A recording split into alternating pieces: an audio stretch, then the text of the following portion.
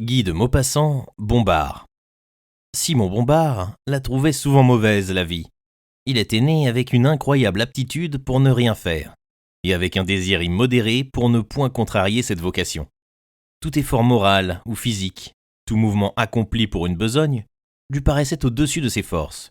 Aussitôt qu'il entendait parler d'une affaire sérieuse, il devenait distrait, son esprit étant incapable d'une tension ou même d'une attention. Fils d'un marchand de nouveautés de Caen, il se l'était coulé douce, comme on disait dans sa famille, jusqu'à l'âge de 25 ans. Mais ses parents, demeurant toujours plus près de la faillite que de la fortune, il souffrait horriblement de la pénurie d'argent. Grand, gros, beau gars, avec des favoris roux à la normande, le teint fleuri, l'œil bleu, bête et gai, le ventre apparent déjà. Il s'habillait avec une élégance tapageuse de provincial en fête. Il riait, criait, gesticulait à tout propos, étalant sa bonne humeur orageuse avec une assurance de commis voyageur. Il considérait que la vie était faite uniquement pour bambocher et plaisanter, et sitôt qu'il allait mettre un frein à sa joie braillarde, il tombait dans une sorte de somnolence hébétée, étant même incapable de tristesse. Ses besoins d'argent le harcelant, il avait coutume de répéter une phrase, devenue célèbre dans son entourage.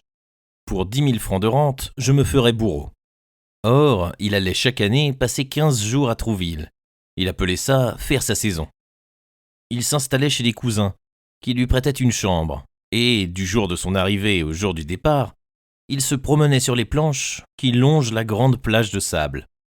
Il allait d'un pas assuré, les mains dans ses poches ou derrière le dos, toujours vêtu d'amples habits, de gilets clairs et de cravates voyantes, le chapeau sur l'oreille et un cigare d'un sou au coin de la bouche. Il allait, frôlant les femmes élégantes, toisant les hommes en gaillards prêts à se flanquer une tripotée, et cherchant, car il cherchait. Il cherchait une femme, comptant sur sa figure, sur son physique. Il s'était dit « Que diable, dans le tas de celles qui viennent là, je finirai bien par trouver mon affaire. » Et il cherchait avec un flair de chien de chasse, un flair de Normand, sûr qu'il la reconnaîtrait, rien qu'en l'apercevant, celle qui le ferait riche. Ce fut un lundi matin qu'il murmura « Tiens. » Il faisait un temps superbe, un de ces temps jaunes et bleus du mois de juillet où on dirait qu'il pleut de la chaleur.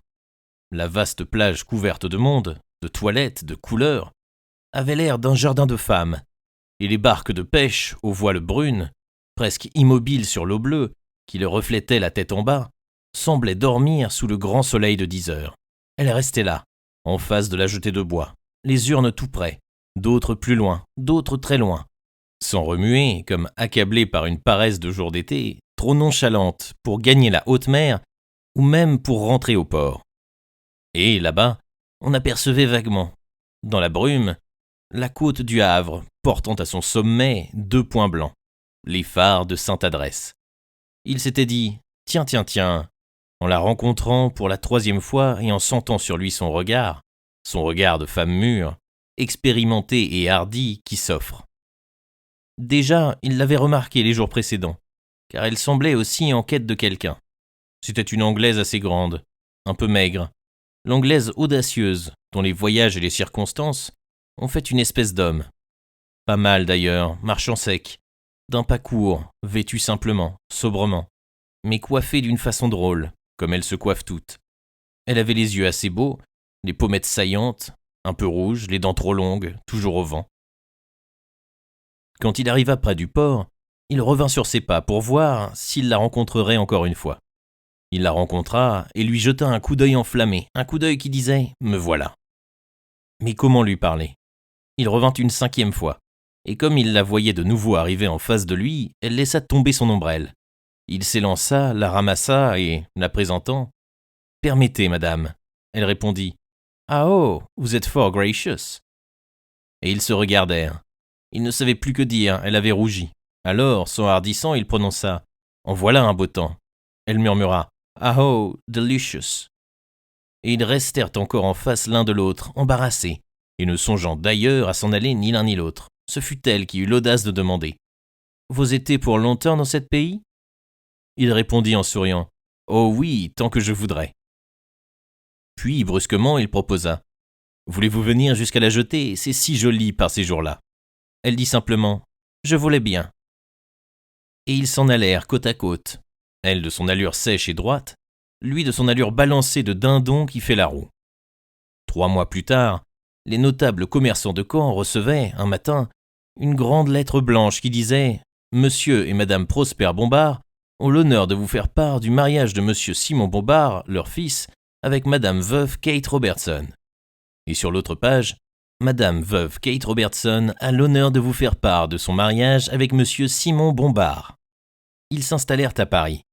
La fortune de la mariée s'élevait à 15 000 francs de rente bien claire. Simon voulait 400 francs par mois pour sa cassette personnelle. Il dut prouver que sa tendresse méritait ce sacrifice. Il le prouva avec facilité et obtint ce qu'il demandait. Dans les premiers temps, tout alla bien. Madame Bombard jeune n'était plus jeune, assurément. Et sa fraîcheur avait subi des atteintes. Mais elle avait une manière d'exiger les choses qui faisait qu'on ne pouvait les lui refuser. Elle disait avec son accent anglais volontaire et grave « Oh Simon, nous allons nous coucher », qui faisait aller Simon vers le lit comme un chien à qui on ordonne à la niche. Elle savait vouloir en tout, de jour comme de nuit, d'une façon qui forçait les résistances. Elle ne se fâchait pas, elle ne faisait point de scène, elle ne criait jamais, elle n'avait jamais l'air irritée ou blessée, ou même froissée. Elle savait parler, voilà tout. Et elle parlait à propos d'un ton qui n'admettait point de réplique. Plus d'une fois, Simon faillit hésiter, mais devant les désirs impérieux et brefs de cette singulière femme, il finissait toujours par céder. Cependant, comme il trouvait monotones et maigres les baisers conjugaux, et comme il avait en poche de quoi s'en offrir de plus gros, il s'en paya bientôt à satiété, mais avec 1000 précautions. Madame Bombard s'en aperçut, sans qu'il devinât à quoi, et elle lui annonça un soir qu'elle avait loué une maison à Mantes, où ils habiteraient dans l'avenir. L'existence devint plus dure. Il essaya des distractions diverses, qui n'arrivaient point à compenser le besoin de conquête féminine qu'il avait au cœur. Il pêcha à la ligne, sut distinguer les fonds qu'aime le goujon, ce que préfère la carpe ou le gardon, les rives favorites de la brème et les diverses amorces qui tentent les divers poissons. Mais en regardant son flotteur trembloter au fil de l'eau, d'autres visions hantaient son esprit. Il devint l'ami du chef de bureau de la sous-préfecture et du capitaine de gendarmerie. Et ils jouèrent au whist, le soir, au café du commerce, mais son œil triste déshabillait la reine de trèfle ou la dame de carreau, tandis que le problème des jambes absentes dans ses figures à 2 têtes embrouillait tout à fait les images écloses en sa pensée. Alors il conçut un plan, un vrai plan de Normand rusé. Il fit prendre à sa femme une bonne qui lui convenait, non point une belle fille, une coquette, une parée, mais une gaillarde rouge et rablée, qui n'éveillerait point de soupçons et qu'il avait préparée avec soin à ses projets. Elle leur fut donnée en confiance par le directeur de l'octroi, un ami complice et complaisant qui la garantissait sous tous les rapports, et Madame Bombard accepta avec confiance le trésor qu'on lui présentait. Simon fut heureux avec précaution, avec crainte et avec des difficultés incroyables. Il ne dérobait à la surveillance inquiète de sa femme que de très courts instants, par-ci par-là, sans tranquillité. Il cherchait un truc, un stratagème, et il finit par en trouver un qui réussit parfaitement. Madame Bombard, qui n'avait rien à faire, se couchait tôt, tandis que Bombard, qui jouait au whist, au café du commerce, rentrait chaque jour à 9h30 précises. Il imagina de faire attendre Victorine dans le couloir de sa maison, sur les marches du vestibule dans l'obscurité. Il avait 5 minutes au plus, car il redoutait toujours une surprise. Mais enfin 5 minutes de temps en temps suffisaient à son ardeur, et il glissait un louis, car il était large en ses plaisirs, dans la main de la servante, qui remontait bien vite à son grenier. Et il riait, il triomphait tout seul, répétait tout haut, comme le barbier du roi Midas, dans les roseaux du fleuve, en pêchant la blette. « Fichu dedans, la patronne !» Et le bonheur de ficher dedans Madame Bombard équivalait, certes, pour lui, à tout ce qu'avait d'imparfait et d'incomplet sa conquête à gage. Or, un soir, il trouva comme d'habitude Victorine l'attendant sur les marches, mais elle lui parut plus vive, plus animée que d'habitude, et il demeura peut-être 10 minutes au rendez-vous du corridor. Quand il entra dans la chambre conjugale, Madame Bombard n'y était pas. Il sentit un grand frisson froid qui lui courait dans le dos, et il tomba sur une chaise, torturé d'angoisse. Elle apparut, un bougeoir à la main. Il demanda tremblant « Tu étais sortie ?» Elle répondit simplement « J'ai été dans la cuisine boire un verre d'eau. » Il s'efforça de calmer les soupçons qu'elle pouvait avoir, mais elle semblait tranquille, heureuse et confiante, et il se rassura. Quand ils pénétrèrent le lendemain, dans la salle à manger pour déjeuner, Victorine mit sur la table les côtelettes. Comme elle se relevait, Madame Bombard lui tendit un louis, qu'elle tenait délicatement entre deux doigts et lui dit avec son accent calme et sérieux. « Tenez, ma fille, voilà 20 francs que j'avais pris Vévo hier soir.